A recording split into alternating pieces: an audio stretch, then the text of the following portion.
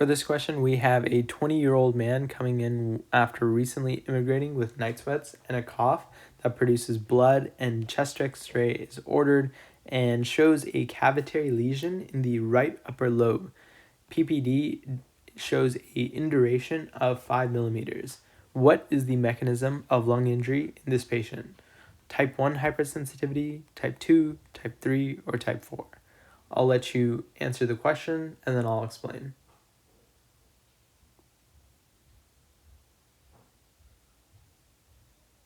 Okay, so this is going to be a type 4 hypersensitivity.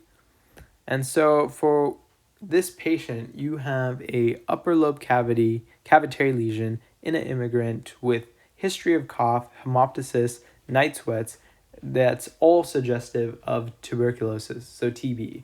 So for this, even though the PPD, right, so the test used to screen for TB, is low in terms of the millimeters, so 5 millimeters is pretty low, you have to take into context his immune status. So if his immune status is low, then this PPD will be low. And so you would think that it would be okay since it wasn't a high PPD, like above 15, but since you take into account his immune status and he has all the classic symptoms, you go ahead and treat this patient.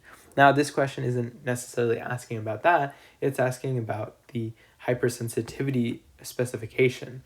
So the main mechanism for TB is going to be the formation of granulomas, which is a type 4 hypersensitivity reaction. This type 4 hypersensitivity reaction is the result of interactions between macrophages and Th1 cells.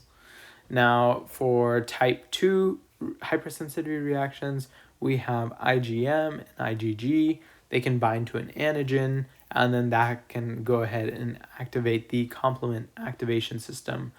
So that can help get rid of any type of antigens that are coming into the body and quickly neutralize them. Type 3 is actually caused by immune complex deposition in the tissues.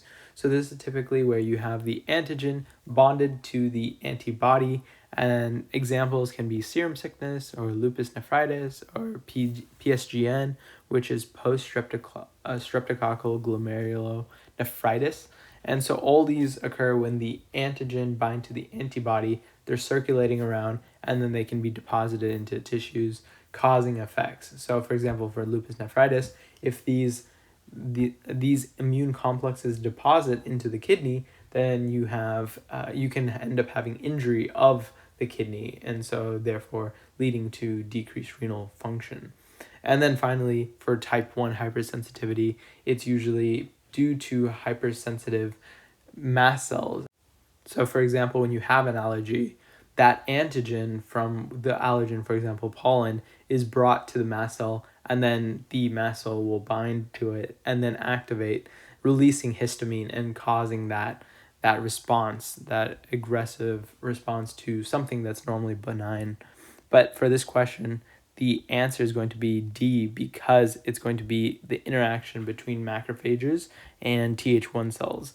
So this is just something that you have to recognize the clinical presentation of TB and then realize that it's a type 4 hypersensitivity. And those are the two pieces of information that you need to utilize to answer this question. So I hope that helped, and thanks for watching.